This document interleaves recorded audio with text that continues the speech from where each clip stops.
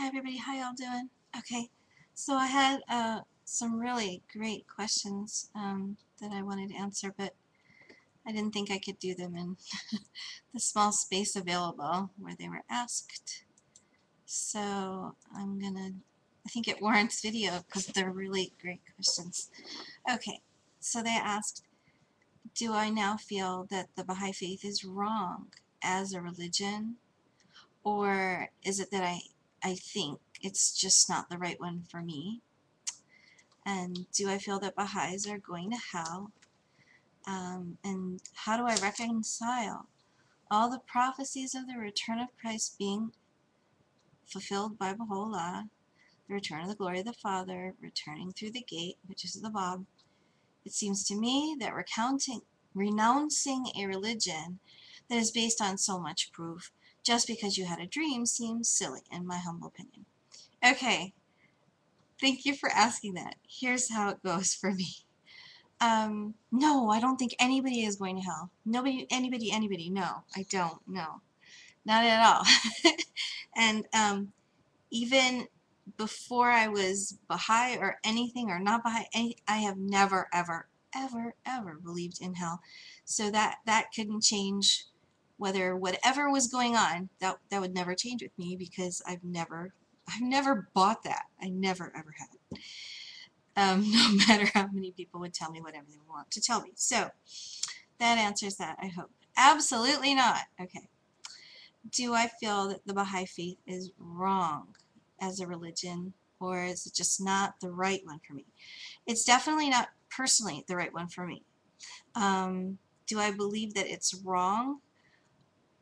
Yes, but I can see why other people think that it's true or correct.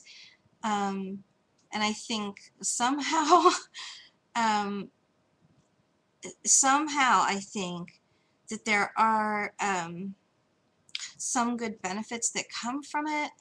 Um, Partly because God, will just make all things right. But that there is such a level of devotion um, and desire to serve and, love humanity and recognizing, I mean, there are so many of the principles that are just so fundamentally good that, those in and of themselves are not in error, but that other things definitely are. So that's how I would answer that. So now this is interesting, and it brings up a question that, you know, get me to talk about the Bob, why don't you? I love to talk about the Bob. How do I reconcile all the prophecies of the return of Christ being fulfilled by Baha'u'llah? Okay, here's the thing. When I was Baha'i, I didn't really actually kind of like believe in Christ. I mean, I sort of did, but not in a singular fashion or Trinitarian fashion, but rather what I'm trying to say is that as one of many, I would say, okay, yes, being part of that chain of progressive revelation, right? But the idea that Baha'u'llah was the return was of very little interest to me, because I wasn't looking for the return, because I wasn't, in the mindset as a Christian to be looking for that way. Okay, so the fact that that is so pivotal for so many people as Baha'is, I mean, look at Thief of the Night, right? William Sears. That's a lot of the way that some people come to the faith, just because, they come from that Christian background. And I've only met very few previously Catholic then became Baha'is. Most of them who I knew were either Unitarian believers, they were not believers in Trinity, and they were different varieties of any kind of Protestant, or they had been Buddhist before. So because of that, it was a strange juxtaposition for the fact that all of the vengeance, angry God, bloody, sacrificey, all that stuff would oddly still creep into the way that some people thought of it in ways they didn't even hear what they were saying a lot of times, but I really recognized because I never grew up with it and always found that so insulting and distasteful, that it stuck out to me like in a very bad fashion. Okay. Now, as far as the Bob, okay, talk to me about the letters of the living. How did that all happen, right? Well,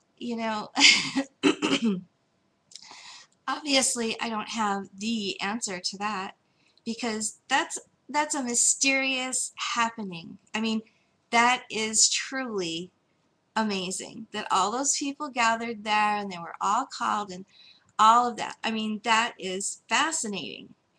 Um, what I believe about that, however, is that the conclusion that's drawn from that as a meaning um, is not actually what it meant.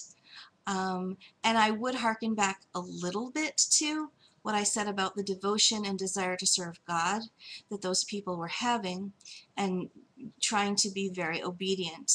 Um, as far as the declaration of the bomb, I cannot tell you how unfortunate for me I experienced that. And I specifically remember when I would teach it to children, how very much it angered me. Because, okay, I love the part of the story where they go and they make prayers and everything, and he meets them out there, blah, blah, blah. Okay. But then, when they get to the part where he says, where he declares, all these things are manifest in me.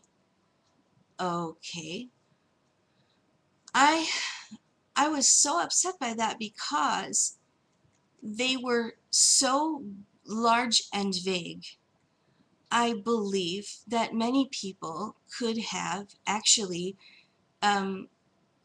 fit that description. And for that to be the most satisfying clincher for so many people that left me so completely cold, I was stunned by.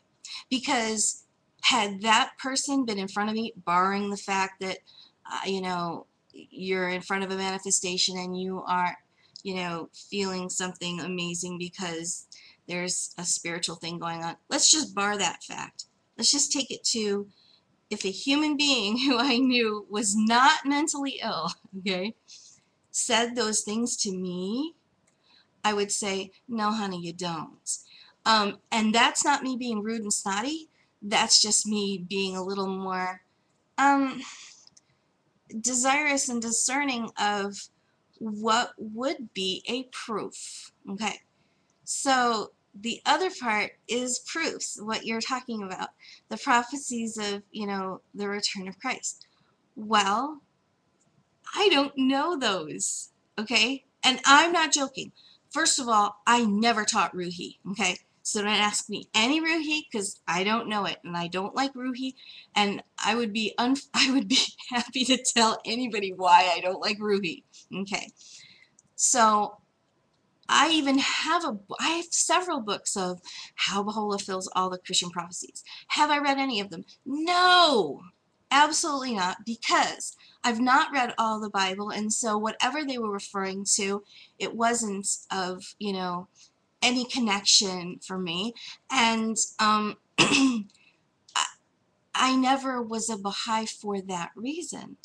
I was a Baha'i because I grew to love Baha'u'llah because of the principles that were taught, and then I took it on faith that, well, then that must mean he also must be true about him being a manifestation and all the rest of them were.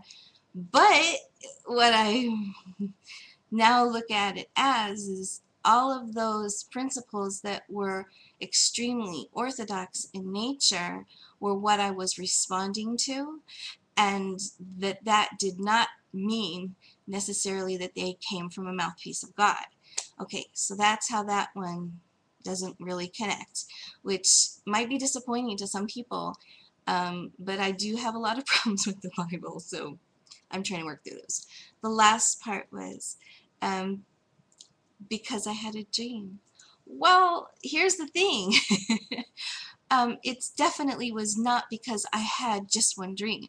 There were so many um, prompts to leave over, that entire 18 plus practically to 19 years that I was Baha'i, that the best thing I could say is it was more than time. And when, how you're encouraged to, have your own investigation of truth, pursuing that, right? Well, when I did do that in one direction, and it was simply one direction, um, it became obvious very quickly that that person was certainly not what I could ever even come close to saying was a manifestation. And then there were more reasons to leave, because if I did not believe that that person was a manifestation, if I didn't believe they were a prophet, then that broke the link in the chain of progressive revelation. And why would I take the word of the manifestation following on that, because they accept that one, which I really did not, that blew that away. Then what was I stuck with, so to say? The fact that I believed all those principles, and what was I going to do with them? Well, luckily there's YouTube. Because, and I've talked about this, I have like videos here and there and all over the place if you want to know about some of that stuff, because it's very strange how it all happened to be. And there are things which now I look back and I realize were absolutely pointing to orthodoxy, but I had no knowledge of it, so I couldn't have identified it as such. Now I look back and it's like totally facepalm, because it's so obvious to me now. It's so transparent.